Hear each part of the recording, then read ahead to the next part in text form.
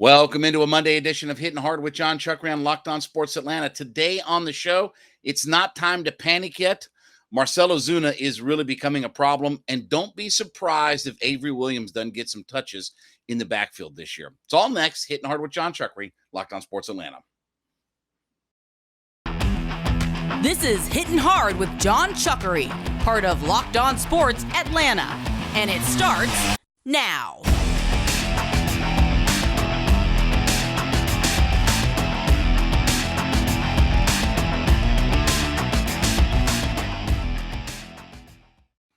We welcome you into this Monday edition of Hittin Hard with Jon Chuckery here on Locked On Sports Atlanta. Of course, we ask you to head over to youtube.com. When you get to our page there, Locked On Sports Atlanta, put that in your search browser. Hit that subscribe button. Of course, leave us a comment when you are there. Also free and available on all of your favorite podcast platforms, including Spotify and Odyssey. When you get there, leave us a 5-star review. And, of course, give me a follow on my personal Twitter page. That would be at JMCH316. Well, listen, it did not go very well this weekend for the Atlanta Braves, right? The only thing that would have been worse would have been to have been swept all 5 games against the Mets in this series. But the Braves got pounded around, and it was not a good weekend series. But, and I know that this is probably going to sound crazy to some of you, and I understand the emotional reaction. It's not time to panic yet. It's not time to rule out the division just yet. Now, I understand you're 6.5 games back, and you only have 7 games left head-to-head against the New York Mets.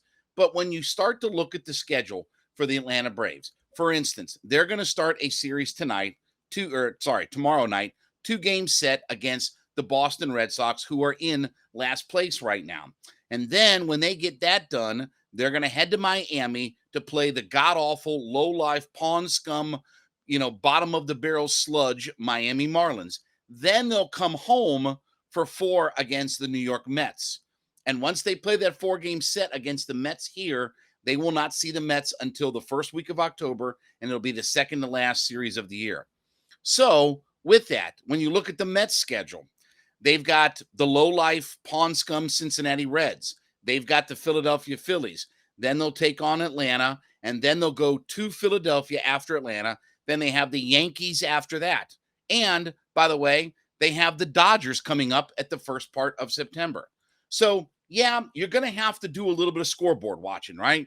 Yeah, you're going to have to hope that the Mets, when they line up against some of these better teams in Major League Baseball, the Yankees, the Dodgers, things like that, that they stub their toe. And meanwhile, the Braves are going to have to take care of their business. Now, one tricky thing about the Braves is when they come home to take on the New York Mets after they play their 4 games in Miami, middle of August, they're going to be home for 4 games against the Mets. But then right after that is 3 games against the Houston Astros, who are absolutely one of the best teams in all of Major League Baseball. So you can't double up on stub your toe against the Mets and let Houston come in here and beat you up as well. And I know Braves fans are going to say, well, yeah, we beat them in the World Series. Okay, that has nothing to do with what's going to happen toward the middle end of August when the Houston Astros come here.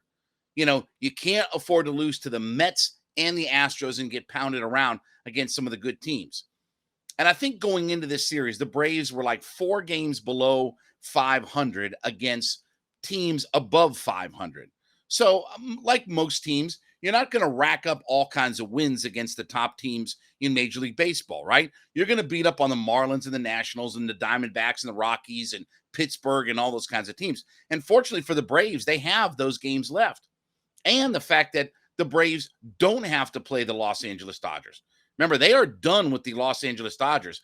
They still have to play the San Francisco Giants out in San Francisco, still have to go to Seattle, and they have to go to Oakland as well. But as far as the Dodgers and Padres go, Braves don't have any games against those teams. So the Braves have already knocked out the hardest teams that are, left, if you will, out of the NL West. So there is still time to be able to make this deficit up.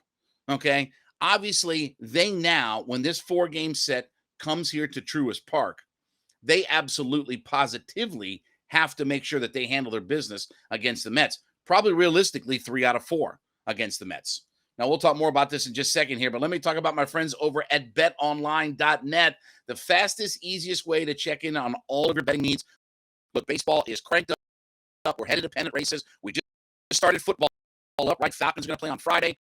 Hall of Fame game last week. Preseason NFL is here before you know what the regular season is going to be here. Oh, yeah, don't forget, end of the month, college football is cranked up and going. You got you got golf, you got MMA, you got boxing, you got everything that's available to you at betonline.net, your top online resource for all your sports wagering information, live in-game betting, sports scores, podcasts, all the information that you need. So take that mobile device, head over to betonline.net today and learn more about all the action that they have available to you. BetOnline.net is where the game starts. But look, the Braves have plenty of games against the sludges of the universe in the National League. They've got Pittsburgh. They've got Colorado, Miami, Philadelphia, Washington, right? There are still plenty of series against all of those teams. Yes, there will become important series where that 4 games against the Mets, followed up with 3 against the Astros, that you're going to have to play like the World Series champion, that you're going to have to protect home field advantage. Am I confident that the Braves can win this division? I don't know. I'm probably not as confident as some people because I'm not going to be a blind homer about it. But I'm also not one of those people who are going to tell you that, oh, it's over. They're done. Yeah, they can't beat them. It's over with. No, I mean, there is time and things can happen. And let's be honest, and I don't want to say this in a bad way, okay? You saw how outstanding Jacob deGrom was, right? Okay, what tells you that he's going to stay healthy for the rest of the year? With all due respect to what Jacob deGrom has been, that was his first game that he's pitched in Citi Field in like 2 years, okay? So what tells you Jacob deGrom is going to stay healthy the rest of the year?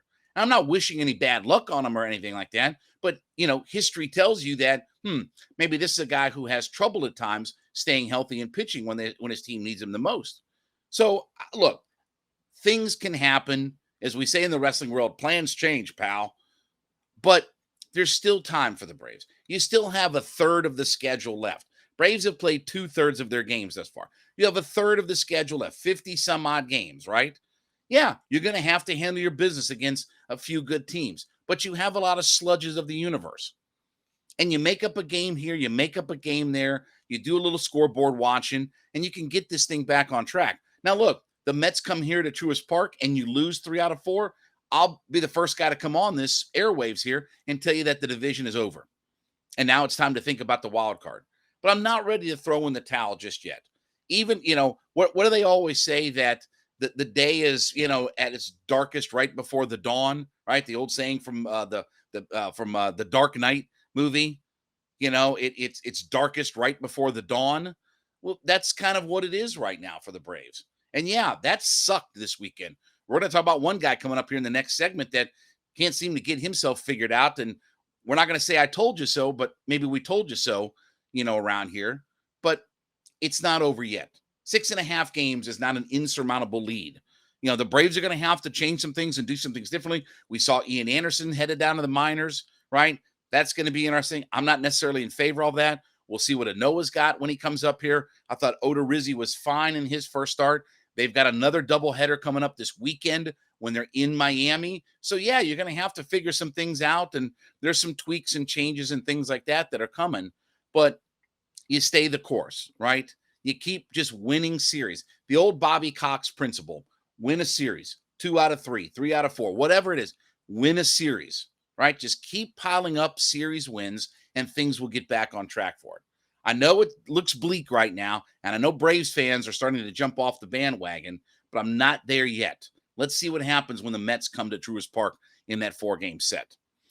All right, when we come back, Marcell Ozuna is becoming a problem for the Atlanta Braves right now. We're going to give you some of his numbers over this last month plus, and we'll talk about that up next. It's Hittin' Hard with Jon Chuckery. Welcome back on Hittin' Hard with Jon Chuckery here on Locked On Sports Atlanta. Remember, head over to youtube.com, but Locked On Sports Atlanta into your search browser. When you get there, hit our subscribe button. Be a part of our ever-growing community. We're pushing toward 3,000 people, so we thank you greatly for being a part of that growing community. We are free and available on all of your favorite podcast platforms, including Spotify and Odyssey. Leave us a 5-star review if you would, please. Leave us a comment as well. And then, of course, give me a follow on my personal Twitter page at JMCH316. I don't want to say I told you so, but maybe there's a little bit of I told you so. Do you remember we talked a while back here. I've talked about it on my radio show.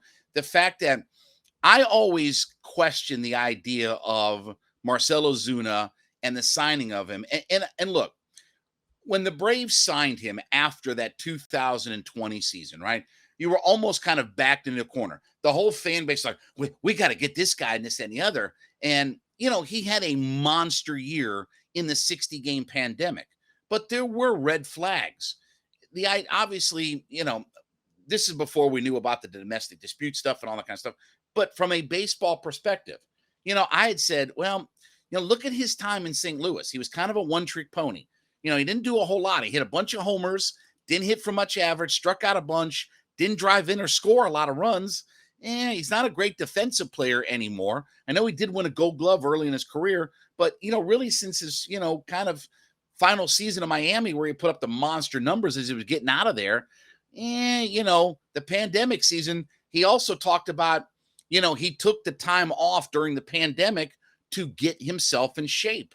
And I said, well, what's that going to look like when he's just got a normal offseason? He doesn't have an extra couple of months to get back into it. Well, now we're seeing that Marcell Ozuna is a lot like that player we saw for the St. Louis Cardinals. He really is a one-trick pony. Now, let me give you his numbers. This is Marcell Ozuna for the entire month of July and through yesterday's series against the Mets in August. So all of July and through August 7th.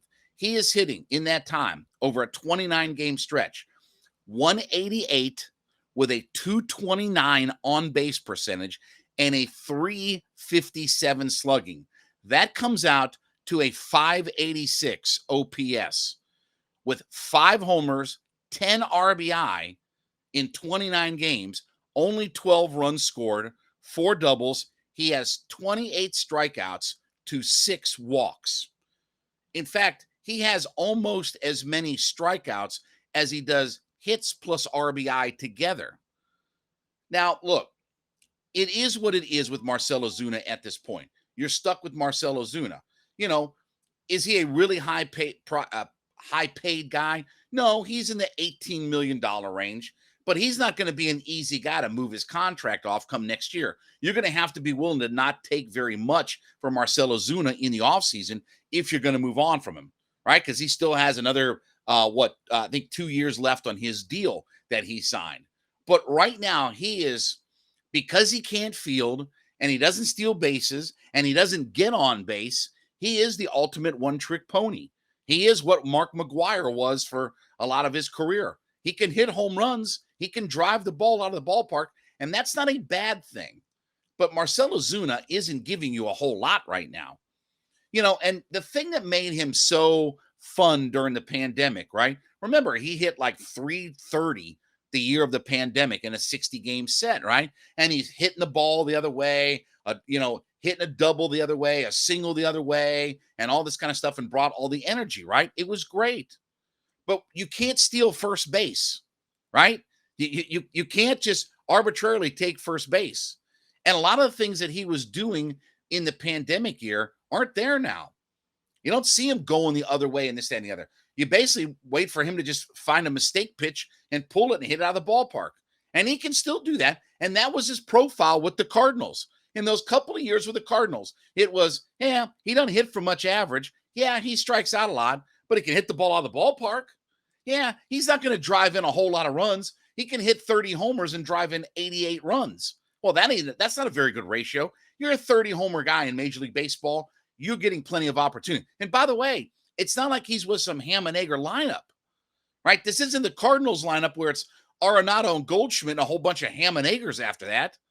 He's got one of the deepest lineups in all of Major League Baseball. You've got Ronnie and Dansby and Olsen and Riley and all these guys, Darno and Contreras, all these guys around you that get on base. You have tons of opportunity to drive in all kinds of runs. But right now he's sitting at 19 homers and 42 RBI on the season. Come on. And look, he's not even a good defensive outfielder at this point, right? I understand he won a Gold Glove earlier in his career, this, that, and the other. But you want him trotting around every day out in left field? No. And let's be honest. When you put him at DH, right? When he's DHing, that means Contreras or somebody else probably sits, right? somebody is probably sitting that's maybe more valuable to the lineup, that could be used in there. If Darno is catching and Ozuna's at DH, that means Contreras is going to sit for the night. Well, who would you rather have right now? You want Contreras' bat or Ozuna's bat? And I get the idea of not burning Contreras out. I'm not saying that. But, and obviously you'd love to be able to every so often DH Ronnie, given all the, little tweaks and injuries and little, hiccups and things like that he's had. Give him a day off from the field.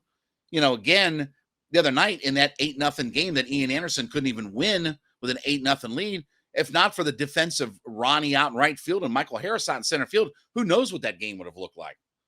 But Ozuna is becoming a problem now for this team, and things are not getting better with him. We'll talk more about this in just a second, but first let me talk about my folks over at Coffee AM. You know how much I love these folks. Look, true story. My Keurig crapped out over the weekend. So I've been trying to figure out how to get some coffee. I don't have a backup coffee maker. So I had to go to Walmart yesterday, get me another little coffee pot. And because of all the coffee that coffeeam.com has provided me, and I love this care package that they sent me, I was able to grab me a coffee maker, load that bad boy up, and I'm still on the coffeeam.com track. So I love these folks. They're here in the state of Georgia, up in the Canton area. They're your best small batch coffee roaster in America. You like flavored coffees, you want organic coffees, fair trade, whatever your style or flavor is, coffeeam.com is the place to go. And let me tell you what we've got going on for you here. You head to coffeeam.com/locked on. Go there today. Go through their extensive menu. They have coffees, they have teas, and they have different gift sets. You want a coffee mug, whatever. They have some knickknacks and things like that for you there as well. Go through their extensive menu of products. When you put together that first order at coffeeam.com, put together the order of whatever it is that you got going on, put at the checkout, put the coupon code locked on, LOCKEDON, LOCKEDON, put locked on as the coupon code at checkout, and you get 15% off that first order. Whatever it is you buy, coffees, teas, gift sets, doesn't matter. That first order over at coffeeam.com, we're going to give you 15% off simply by using the code locked on at checkout. Go there today. I love these folks. I drink their coffee every single morning. You know I'm a coffee junkie, coffeeaholic, or whatever like that. Love these folks. coffeeam.com, right here in the state of Georgia. But look, at this point, would it do? Look, you're stuck with Marcell Ozuna, right? Would it do some good to maybe sit him a day or this, that, and the other? I don't know. I don't know how, if he's one of those guys that responds to sitting for a day or taking a day off or whatever like that. But I can tell you this, a guy who's hitting a $188 over a month plus, over about a 6-week stretch, isn't helping your ball club up. And right now, the Braves can't afford to just keep trotting the same guys out and hope for a different result. And I understand, listen, we've talked about this before with Brian Snitker. The thing that makes him such a great manager is his loyalty to his players, right? Guys will run through walls for him. But in the past, that has also been his downfall or his negative, is that he gets too loyal to certain guys. The Dallas Keuchels of the world, that you go with those guys and you roll the dice with those guys. That's why I've talked about with the playoffs. Right now, Strider's your number 3 pitcher, but most likely he would go with Charlie Morton as your number 3. Wright, Fried, 1-2, right? Strider ought to be your third guy, but he most likely will go with Charlie Morton out of loyalty, veteran loyalty, things like that. And I understand that. I'm not mad at that, but it's those kinds of things. So the Braves are going to have to figure out something with Marcell Ozuna. You're going to have to get him figured out. If all he can be is a one-trick pony, that's not going to help this team. That's not going to, because let me tell you what's not going to happen. I understand last year they mashed their way through the playoffs. That's awfully tough to do. It's tough to repeat that. You saw they couldn't mash their way through DeGrom and Scherzer this weekend, could they? You can't mash your way through all of those guys. Ozuna's becoming a problem. You better figure out something to do with him because you are stuck with him at this point. All right, when we come back, don't be surprised if Avery Williams isn't in the mix at running back and getting some plays out of all of it. We'll talk about that next. It is Hittin' Hard with Jon Chuckery. Back with you on Hittin Hard with Jon Chuckery here on Locked On Sports Atlanta. Head to youtube.com, put Locked On Sports Atlanta in the search browser. When you get there, hit that subscribe button, leave us a comment. We are free and available on all of your favorite podcast platforms, including Spotify and Odyssey. Leave us a 5-star review there. And, of course, give me a follow on my personal Twitter page at JMCH316. One of the guys that has impressed the coaches for the Atlanta Falcons as we get ready for preseason game number 1 coming up on Friday. Thank God, finally going to hit somebody with a different colored hat on, right? I think we're all ready for Falcons preseason to get here and get going. But one of the guys who's impressed the coaches this year in their offseason through training camp and everything has been Avery Williams. Now, the 5th-round pick out of Boise was a cornerback in college. We're going to talk about his background here in just a second. But he was the return guy last year, punt and kick return guy, and played a little bit of cornerback here, that, and the other. And in the offseason, the Falcons decided to switch him to running back. Now, for those asking about Williams' background as far as a running back goes, he did not play any running back when he was in college at Boise. He did not play any running back for them at all. In fact, all he did was return. He hasn't been a running back with any sort of regularity at all since his high school days. That was his main position in high school, was running back. So it's not like he's never played or they're just giving him their way through it or this, that, and the other, right? But they want him in the running back room, whether it's because of Patterson, whether it's to free up a spot for your defensive backs, whatever the logic and the reasoning is, he's there now in the running back room. But he's done enough that I think that the Falcons are going to give him some opportunity. We've talked about a few guys that are showing out in training camp, right? That Felipe Franks and Avery Williams and Damian Williams and some of these guys that are showing themselves in training camp. Caleb Huntley's had a good training camp thus far. There are some guys that, let's be honest, this team isn't talented enough to just be stubborn about who you're going to play, right? You can't get all high and well, Williams has never played running back since high school, and he's not, who cares? You know, if Patterson wants to run back kicks, fine. Let him run back kicks. Williams can punt return and maybe be a change of pace or third down running back, right? He can be one of those guys. I'm for trying anything because this offense, which was the 4th lowest yardage offense in the league, has trouble scoring touchdowns, has trouble converting in the red zone, right? Needs playmakers. Why not give Avery Williams a little bit of a shot? I'm not saying you start Avery Williams at running back, make him your RB1, and make him tote the rock 250 times, okay? You're still going to have Patterson. You still have got Tyler Algier. You still have guys that have to be. But again, we've talked about, give me Allison. Give me some plays for Williams. We're supposed to have a head coach that is also a really good offensive mind, right? And I talk about this all the time about Sean Payton. To me, Sean Payton is the best play caller in the entirety of the NFL.